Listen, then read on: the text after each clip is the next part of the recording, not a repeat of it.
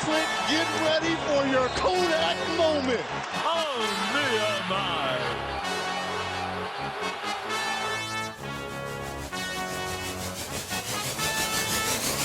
Welcome to One on One, A Bluff City Media podcast.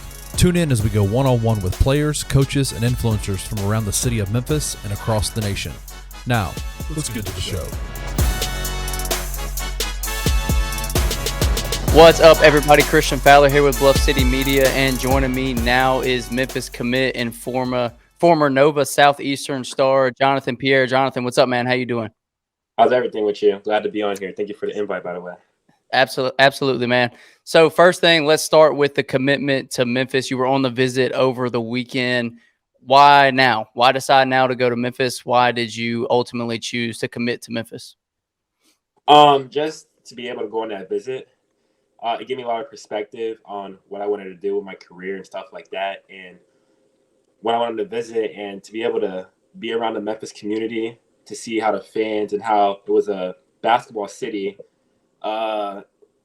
to be able just to be around Penny Hardaway, the staff, and just to talk to them and really see who they are as people, I knew like in my heart that was the right place for me.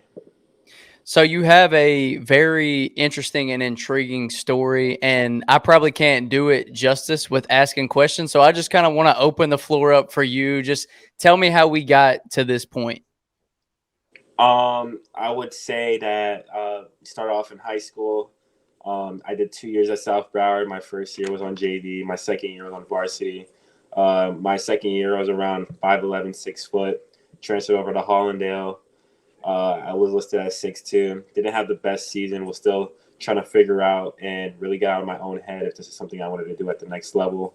My senior year was one of my breakout years. I was at 6'2". I didn't start in the beginning of the season. And mid-season, I just went on a growth spurt from 6'2" to 6'7" within a month. And all my guard skill sets, the confidence and the God-given ability, they all just transferred over. And I was able to make a leap. And we went into the Big 8 tournament, which is all the best schools in the Broward County area. And Coach Fee, the assistant coach at Nova Southeastern, had seen me when I was playing the kid they were recruiting. And he just said, wow, who is this kid right here? And it gave me the interest. They came to my district games, and I just went on a tear from there, and I never looked back. Then I committed to Nova Southeastern, and my first year was a struggle because their system, we full court pressed the entire game for 40 minutes. So it was a lot on my body. It was a lot to know, like, cause I was younger going inside the program because I graduated at 17, and just to play against grown men every single day really pushed me. So I struggled at first. That I realized it's something I wanted to do. Started doing 2-3 days to get my body right, and everything is in that like area. And I broke the rotation going later into the season when we got into playoff play, regional play, until we lost finally in the Elite Eight. That was a learning experience for me because I think we had one of the most unique play styles in the country. To full court press for 40 minutes. I don't think a lot of teams do that. So No, definitely not. Definitely not. So that was definitely a new experience for me, but it made me, it just made me grow like every single day. It trained my legs to be stronger. I had to switch to 1 through the 5. It really changed my game. So over the summer, I started doing 2-3 days, working on my lateral quickness, my entire game, and just transferring my guard skill sets to the height. And when I got into the summer, I grew another 2 inches. I ended up at 6'9". So I'm like, oh, wow, now I got to really learn how to. My bad. Oh, you're good. Just make sure. Cool. But in the summer, I had to learn how to revamp my entire body again. And when I got into my second year at Nova, I struggled. I had the best off season. And I just got into the season, and it was just a constant up and down with me. And it was just a lot mentally. And 10 games into the season, I got the starting position due to some injuries that happened. And after that, I just never looked back. 20-point games, just started piling up. Thanks to Coach Mike, the player development coach that we have at Nova Southeastern, and Coach Tree. Credit to them for helping me every single day after practice to become the best version of myself on and off the court. Because I would credit Nova as well, because they care about you more as as a human being, just not as a basketball player. So that really made me grow in confidence-wise to take the next step I needed to. Short story, 36-0, went to the national championship game, and just to be able to lose one game in 2 years and to learn how to win under the winningest coach in college basketball history, Coach Crutchfield, I was very blessed to be put in a position like that, and I thank God for that every single day. And now I enter the transfer portal, and I didn't know it was going to be this crazy, but I don't look at it as stress. I just look at it as an opportunity that God put me here to really do something bigger than myself and to create a name for my family. And I'm just looking at it as that. So let's talk about the growth spurt a little bit. I think, that story was told a few weeks ago, and it's gotten bigger and bigger as people have looked into it and heard your story, and then obviously see the interest that you've gotten from other schools. But what was that like? Because I think you said it was in a month's time. You go from 6'2" to 6'7". So what was the process of learning how to play again, like learning how to use this new body that you were given? Walk me kind of through what that process was like and how you handled it. Well, credit to the people that I work with that have gotten my body to the next step and still have a lot more ways to go. I have Coach Kyer. This dude right here is a special dude that when it comes to the body. We don't do any weights. We do pull workouts, lots of flexibility and land with a lot of plyometrics. So his approach to it, and he called it his super ancient African secrets, which he gives me the tools to really take my game to the next step. And also Coach Francis and the people that I work with, they're really genuine people. So they have a way of looking in the game, and they have a way of just training a lot differently than other trainers. So they made my process a lot easier. And they always challenge me day to day to be the best version of myself. And mentally, a lot of days I wanted to quit. I'm like, this isn't for me. I would walk out of practice, walk out of training.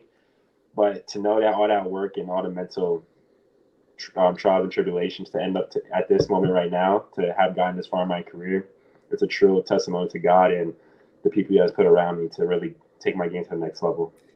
So you mentioned the interest that you got entering the portal and said you didn't really know what it was going to be like. How surprised were you that all these schools, basically every high-level Division I school is calling? And how did you navigate the water so quickly? Because you only entered the portal, I think, a week and a half ago, and now you've gotten to the point where you're committed to Memphis. So what was the process like of just getting so much interest and then making a decision relatively quickly? So last week, Monday, 10 a.m., I announced that I was in the portal. That's when they officially, my compliance director entered my name into the portal. Man, I was surprised because I was in the middle of a training. I'm like, let me stop real quick, post on Instagram so they know I'm in the portal.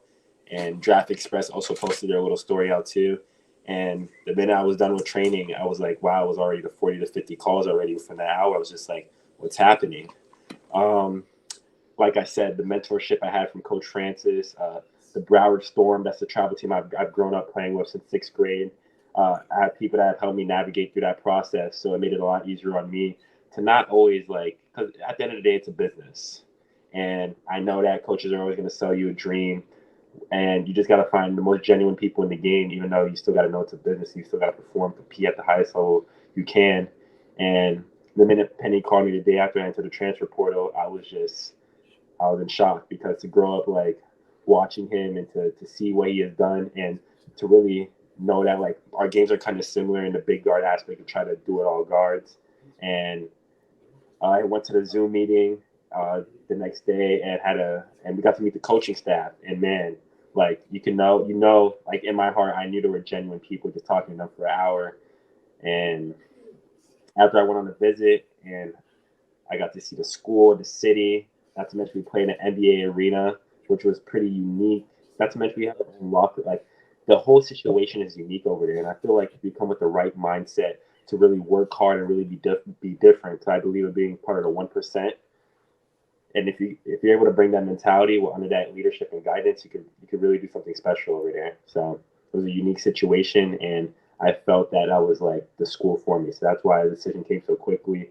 And I knew I didn't want to waste any more time. I knew that was a school for me. Also praying and keeping God first to make sure I make the right decision in the long run.